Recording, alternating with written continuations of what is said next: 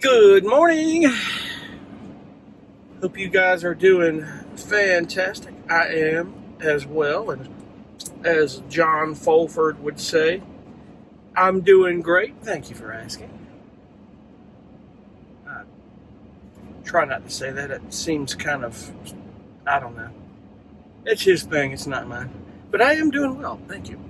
But anyway, today's coffee is the Lucky Goat Coffee Company in Tallahassee, Florida. Saw these guys on Google as always, and it's pretty cool. It's always these local places that are the coolest, man, and it's pretty good coffee, I have to admit, very good.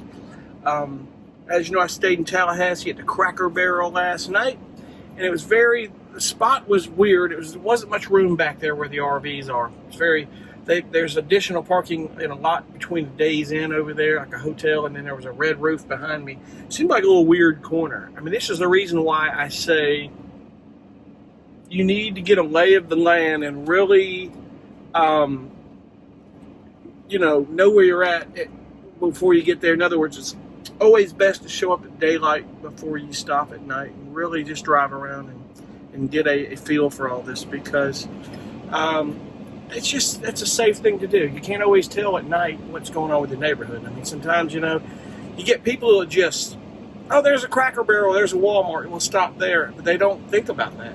And all of a sudden, they unfortunately learn out the hard way, or they get a knock on the door from the police or somebody saying, hey, we see you're from out of state, this is not a good neighborhood. Y'all need to go back up a few exits or get out of the area, and that kind of thing. And then I always know that they're always willing to tell you and give you good tips on where you should go and what to do. And that doesn't happen a lot, thank goodness. I can tell you, it really doesn't. But it's important. I can't stress that enough. If you're going to RV or van, just think. Everybody has common sense. I am truly convinced, and I know we're all born with common sense. We really are. Sadly, not all of us are taught to use it. And that's unfortunately a lot of parenting in the world today. And that's a whole different conversation. It's parenting on a lot of levels. That's the reason why these kids are tearing up our cities today.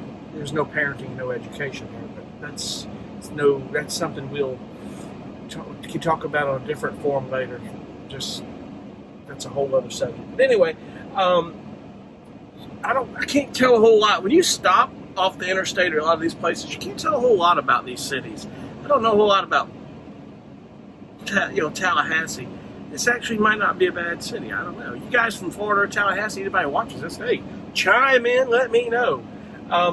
What I'm going to do today is, I've been across I-10, and it's just I-10. If you've driven I-10 across Panhandle, Florida, you know what I'm talking about. I'm going to go the back way. My aunt and uncle live in Apalachicola, Florida, which is south of here, about 70 miles, I think. I'm going to go that way. I think it's 316 or something, but there's 98 that goes along the water up towards Panama City. It may take another hour and a half extra, but it's okay. I'm not in a hurry.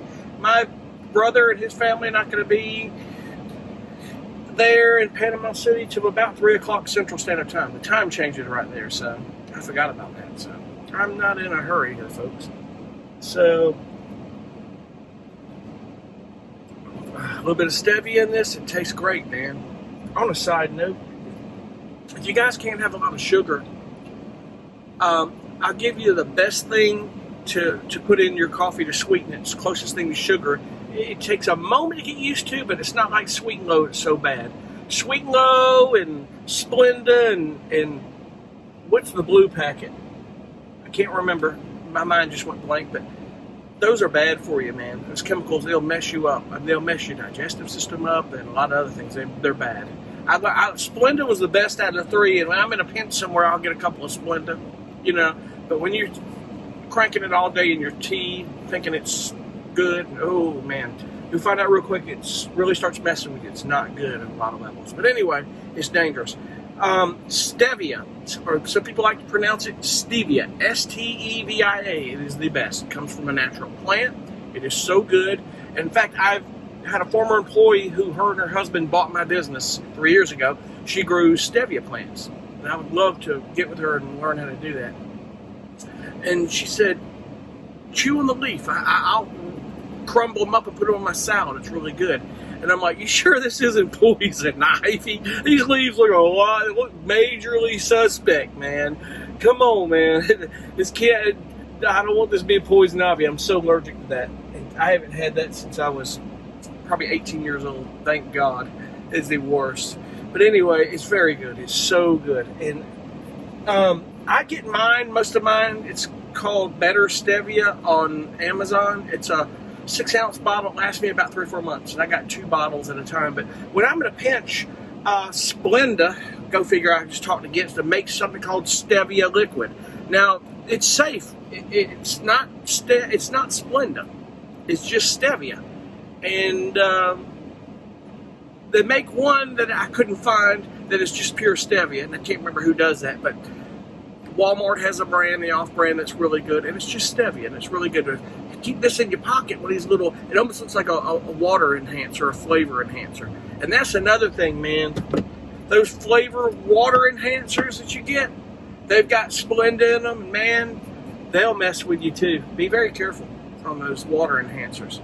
I just put Stevia in my water. I just squirt a couple of, if you hadn't done it, I put a couple of drops of this stuff in my water, and it's so freaking good. It really is. But anyway, I'm going to get off here, and I'm going to hit the road here. I'm going to drive around here and head towards Panama City. I guess today's Sunday. I've lost track of days.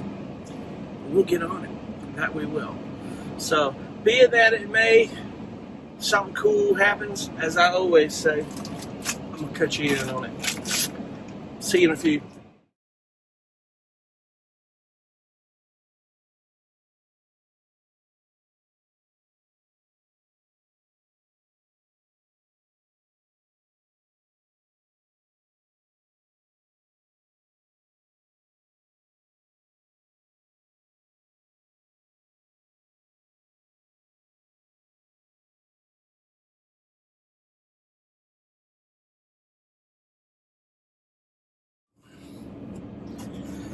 I stopped here for a moment at Carabel Beach. It is beautiful down here. It's in the Gulf Coast. It's in the inside. A little quiet beach, a small community of Florida. Across the street, man, is something I wish they had more of in South Carolina. It's an RV park where they had the little RV sites that are for sale. It's so cool. You could live over here seasonally and have your own pad, and it's so cool, man. I'm almost curious as to what they cost. So that's pretty cool. I'll have to Google that.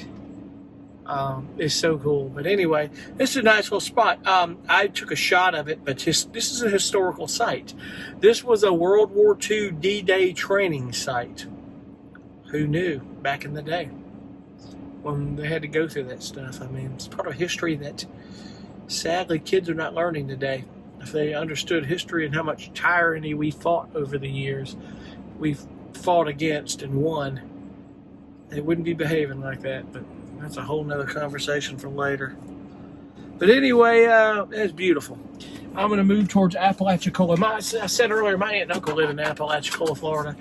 And I kind of wish I could stop and maybe have lunch with them or see them. But in fact, I may just text them, tell them I'm rolling through.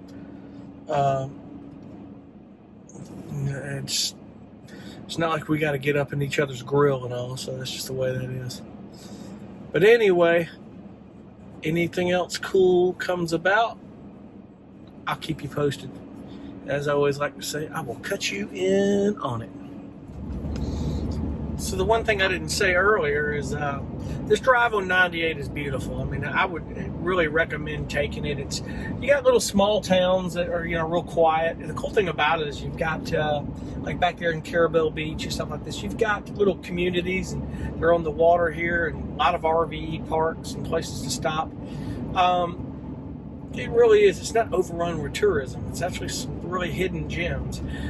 This whole area, right as you get on 98 from 319, it's called the Forgotten Coast. I don't know why they call it that. I guess maybe they feel like they've been forgotten or some such. But the landscape is different. Like when you go down to the center of Florida, the Panhandle up here is a little bit different.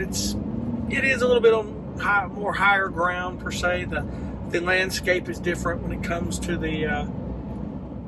when you get to the water. It looks like Florida, but further up, you're closer to Alabama and Georgia, so you can tell things are a little bit different. I mean, from here to I-10 is probably 80 miles, 100 miles to I-10, so anywhere on I-10, if you've driven it, you don't see ocean. You may see a bay if you go through Mobile or Pensacola or something. But anyway, it's nice. It is beautiful. That it is.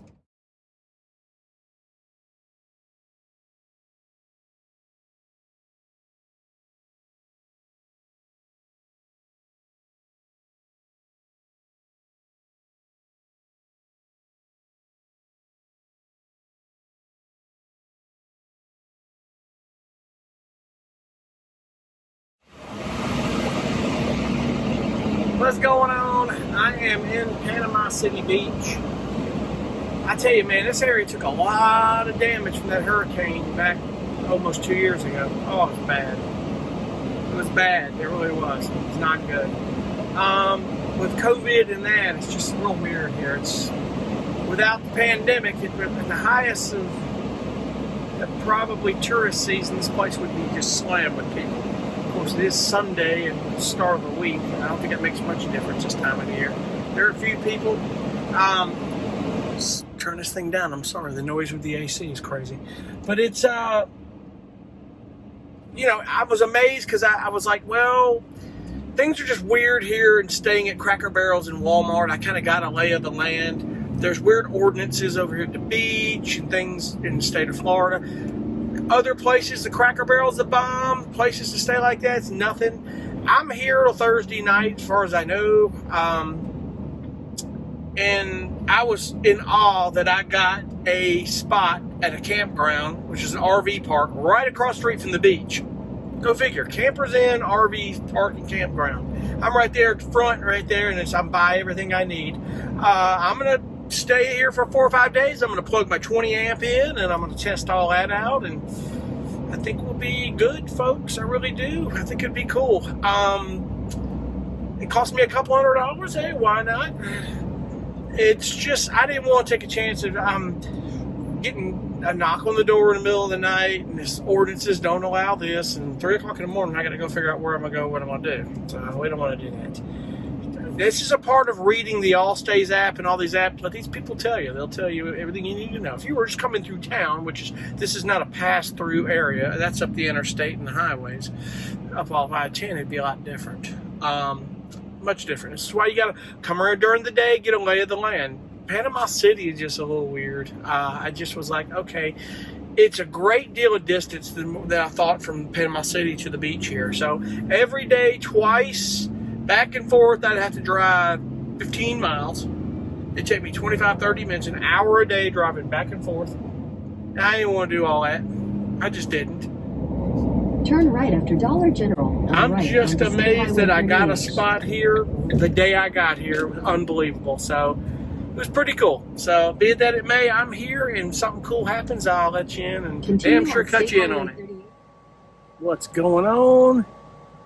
Oh, this is a day in the bag, I tell you. I went and hung out with my brother and his family a little bit, where they were staying over at the hotel. And you think you see a lot of people out, but this pandemic is not a lot. Of course, it is Sunday and beginning of the week, but it's so weird.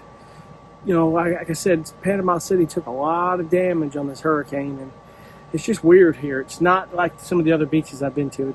Panama City is kind of a big tourist trap, kind of like Myrtle Beach. I'd say it's probably the Myrtle Beach of South Carolina, if I were to guess. Let me rephrase that here. It's probably the Myrtle Beach of Florida, not of South Carolina. The Myrtle Beach of Florida, maybe. Florida has so many beaches, so pick your poison. It's all up to preference, to be honest. This is a big island, Panama City Beach, this whole area. It'll tell you got to go 4 miles, but it takes you 15, 20 minutes just to get that 4 miles. So, but where we were at, the table is just, it's a table full of people just separating themselves and distancing and kind of, being careful of what we're doing there, You know how it is in today's times. Everybody taking their precautions the best they can on this stuff, I swear. There are things you can't control. You just have to kind of be very careful. So, and in the morning I get up pretty early. My nephew's game starts about 8 a.m.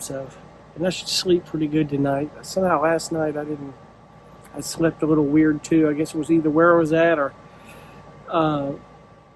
I'm having a lot of neck problems I've had for years. It's coming to roost. I'm going to have to go back to the neurosurgeon again for my neck. It's waking me up at night and a lot of pains down my arms and stuff. It's weird. A couple of years ago, they did injections. I just don't think it works. Of a stenosis in the canal on my disc for C4, 5, or C5 or something. I can't remember. It's been 2 years. But the injections just aren't lasting, and something's going on. Just need to fix it. But anyway, I'm going to get off here. It's another day in the bag, and all is well. And thanks so much for watching. I'll see you guys tomorrow. Be cool.